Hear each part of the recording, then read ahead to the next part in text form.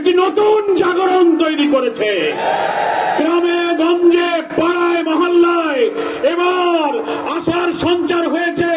আল্লাহ তাআলার দ্বীনের ভিত্তিতে একটি নতুন বাংলাদেশ, একটি সুশাসনের সমাজ আমরা উপহার পাবো ইনশাআল্লাহ। আজকে এই প্রথম রাজশাহী দিয়েই বিভাগীয় সদরগুলোতে 8 দলের পক্ষ থেকে বিভাগীয় শহরগুলোতে যে মহাসমাবেশের সিদ্ধান্ত হয়েছিল, তার প্রথম সমাবেশ আজকে রাজশাহীর মাদ্রাসা ময়দানে অনুষ্ঠিত হলো। এই দিক থেকে রাজশাহী উত্তর জনপদের এই লক্ষ লক্ষ জনতা আগামী দিনে নতুন বাংলাদেশ গড়ার একটি ঐতিহাসিক আন্দোলনের অংশীদার হয়ে থাকলেন। আগামীকালকে খুলনা, এরপরে বিভিন্ন বিভাগীয় সদরের 7টি শহরে মহাসমাবেশের মধ্য দিয়ে 8 দল, রাজধানী ঢাকায় গড়ে ওঠা 8 দলের সংগ্রামকে আমরা বিভাগীয় সদরে ছড়িয়ে দিলাম।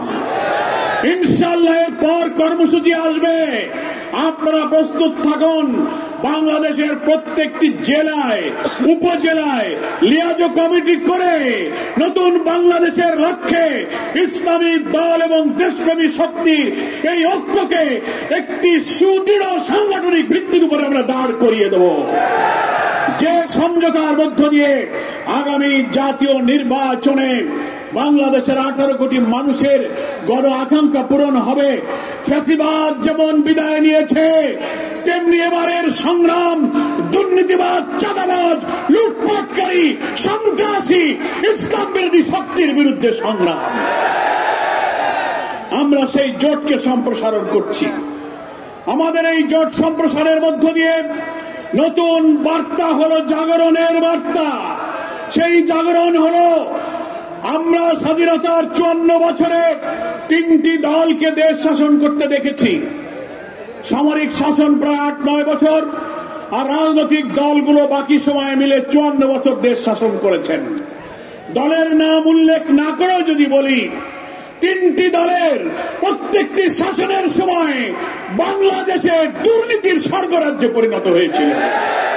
তারা সন্ত্রাস করেছে, লুটপাট করেছে, চাঁদাবাজি করেছে, ভিন্ন মতকে দমন করেছে, আলেম ওলামা, পীর মাশায়েখ, ইসলামী আন্দোলনের বর্ষিয়ান নেতাদেরকে কারাগারে পুরে, রিমান্ডে, ক্রসফায়ারে, আয়না ঘরে, ফাঁসিতে ঝুলিয়ে হত্যা করেছে।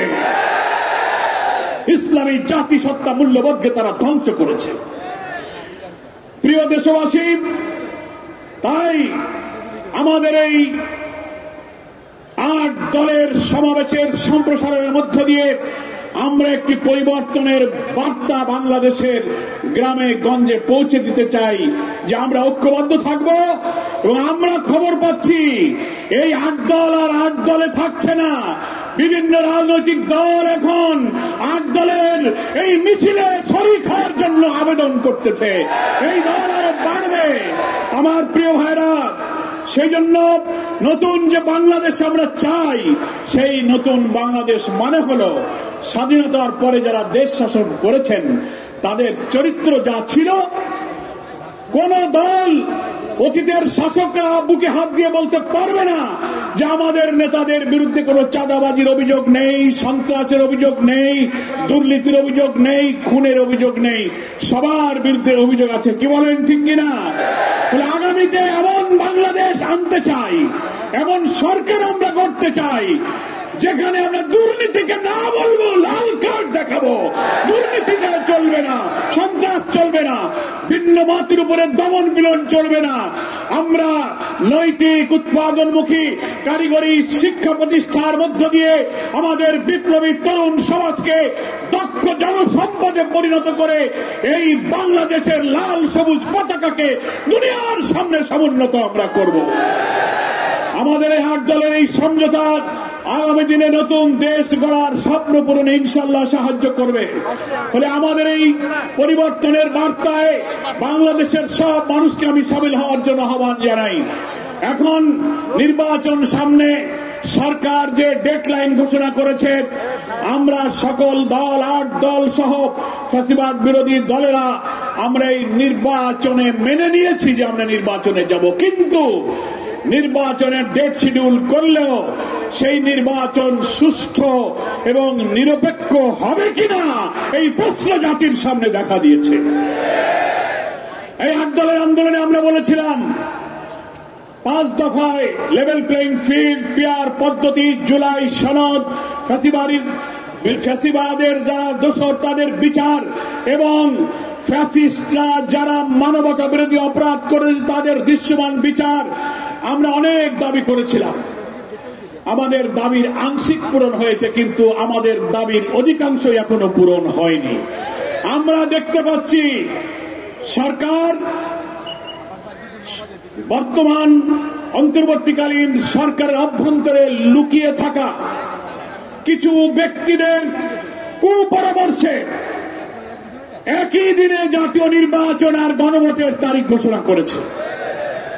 বারবার আমরা প্রধান উপদেষ্টা এবং ঐক্যমত্য কমিশনের প্রধানের সঙ্গে দেখা করে বলেছিলাম একই দিনে নির্বাচন হলে কি কি সংকট তৈরি হতে পারে। জুলাই সনদে যে 48টি সাংবিধানিক সংস্কার হয়েছে, আরো অনেক বিষয় যে আমরা একমত হয়েছি।